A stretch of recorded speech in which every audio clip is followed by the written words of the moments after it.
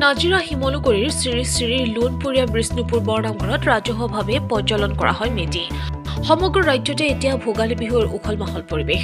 উৰুকাৰ ৰাতি সকলোৱে মিলি এসাঁজ খাই মেজি ৰখাৰ পাছত ৰাতিপুৱাই গাঁৱৰ বৃদ্ধজনৰ পৰা কণমানিজনলৈ সকলো পুৱাই মেজিৰ উত্তাপ লয়। সকলো ৰীতি নীতি পালনেৰে মেজি প্ৰজ্বলন কৰে লোণপুৰীয়া বিষ্ণুপুৰ বৰনামঘৰবাসী ৰাইজে। মেজিৰ জুয়ে সমাজৰ পৰা আখোৱা অপ্ৰীতি অপায় অমংগল নাশ কৰি শান্তি সম্প্ৰীতি আৰু সমৃদ্ধি কঢ়িয়াই আনে তাৰ বাবে কামনা কৰিছে গাঁওবাসীয়ে।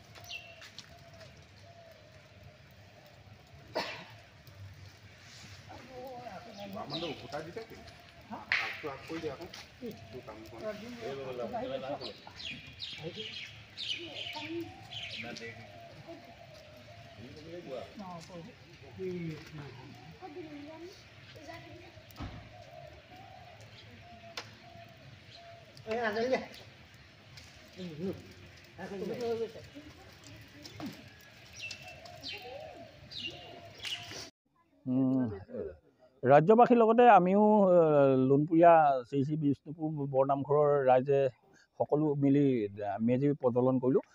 এতিয়া দেখিছে ইয়াত পুৱাৰে পৰা কণ কণ মইনা মাইনীৰ পৰা বৃদ্ধ বনিতা সকলো পুৱা ইয়াত মেজিত প্ৰজ্বলনৰ উমাল তাপ গ্ৰহণ কৰা পৰিলক্ষিত হৈছে। আৰু যিহেতু এতিয়া দেখিছে আপুনি প্ৰত্যেকজন গাঁৱৰ লোক ইয়ালৈ আহে আৰু আহি তেখেতলোকে এই মেজি প্ৰজ্বলন কৰি মেজিৰ জুইত তেওঁলোকে সেৱা লয় আৰু গাঁওখনৰ মংগলৰ লগতে সকলোৰে মংগল কামনা কৰে। আৰু তেওঁলোকে এনেধৰণেই প্ৰতি বছৰে পালন কৰে আৰু এই বছৰো ইয়াত পালন কৰিছে এনেধৰণে এই মেজি।